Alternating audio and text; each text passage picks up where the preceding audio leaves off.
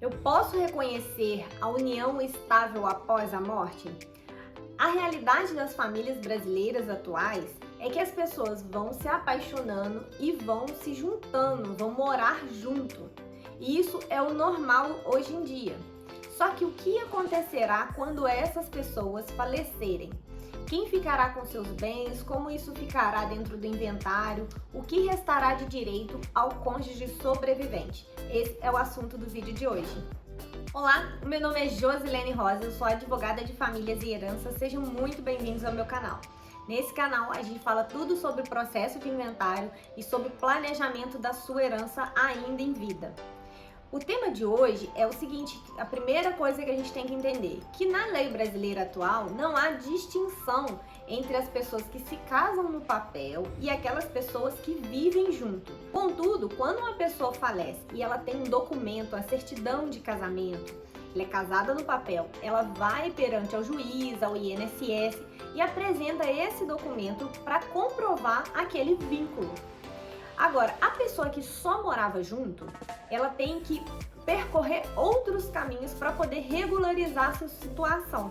E eu vou explicar para vocês hoje um pouco primeiro do que é essa união estável. Primeiro, é interessante saber que qualquer casal pode ter uma união estável caracterizada.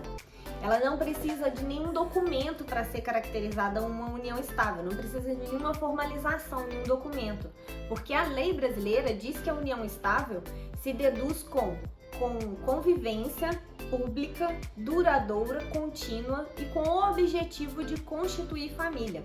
Havendo esses requisitos no seu relacionamento, poderá ser reconhecida essa união estável. Então, depois que um dos parceiros falece, o outro companheiro sobrevivente terá que percorrer caminhos diferentes. E hoje eu vou falar sobre esses dois caminhos que o cônjuge sobrevivente terá.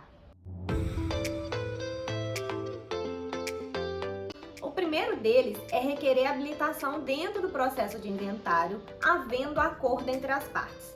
Ou seja, se as partes, o cônjuge sobrevivente e os outros herdeiros, os filhos, por exemplo, desse casal, estiverem em acordo, essa união estável pode ser reconhecida dentro do processo de inventário.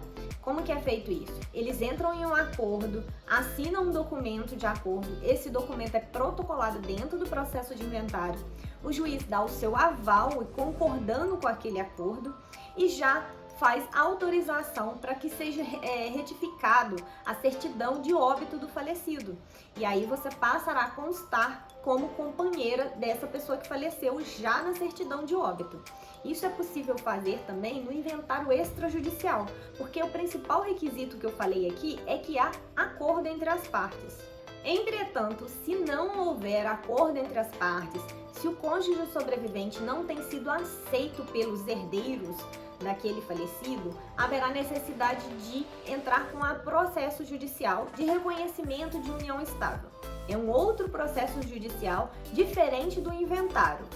Porém, esse é um processo litigioso, onde há briga, discussão entre os herdeiros. E eles vão discutir justamente essa questão, se a pessoa era realmente companheira ou não do falecido. Aqui existe um perigo que eu quero alertar para o companheiro e companheira que está assistindo esse vídeo. Nesse ponto, o companheiro deve ter muita atenção para não perder direitos no processo de herança. Eu vou explicar melhor o que pode acontecer. É um desdobramento, uma situação que pode complicar esse processo. Quando nós entramos com o processo de reconhecimento de união estável, ele é um processo separado do processo de inventário. Então, dentro do processo de inventário, para que você não perca os seus direitos, deve ser determinada a reserva dos bens para você não perder esse direito na herança. Acontece que algumas pessoas, alguns advogados, às vezes inexperientes, não fazem essa reserva dos bens. E aí é muito interessante para os herdeiros ficar enrolando e protelando esse processo de reconhecimento de união estável por muitos anos, na verdade, por mais de 10 anos, porque aí você perde o direito de requerer a herança no processo de inventário. Então é um detalhe que é uma casca de banana e as pessoas têm que ficar realmente muito atentas a esse detalhe, porque senão elas realmente vão perder direitos, e isso já foi até discutido em instâncias superiores, já é um direito que está bastante difundido e forte. É difícil hoje em dia, com a nossa legislação, discutir isso. Se você perder esses prazos, realmente você vai estar perdendo dinheiro. Então, você tem que estar muito atento a quem você vai contratar para fazer o seu processo de reconhecimento de união estável. Então, em suma, o processo de reconhecimento de união estável, você não tem um prazo certo para entrar com ele. Você pode entrar com ele até muitos anos depois que o falecido já se foi.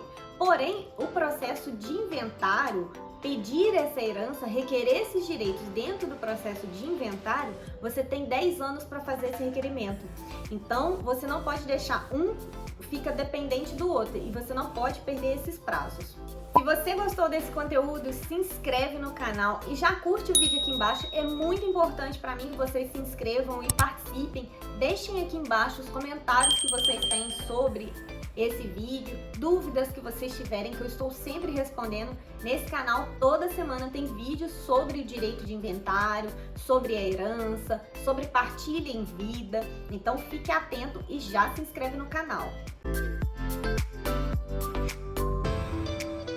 Concluindo, o companheiro ou a companheira que está passando por uma situação como a que eu falei, ele deve estar muito atento aos prazos e a quem ele vai escolher para dirigir esses processos para ele, porque existem prazos dentro desse processo que não podem ser perdidos. E acreditem, isso acontece. Tanto é que nós temos já leis e jurisprudências sobre esse assunto, porque já aconteceu várias vezes.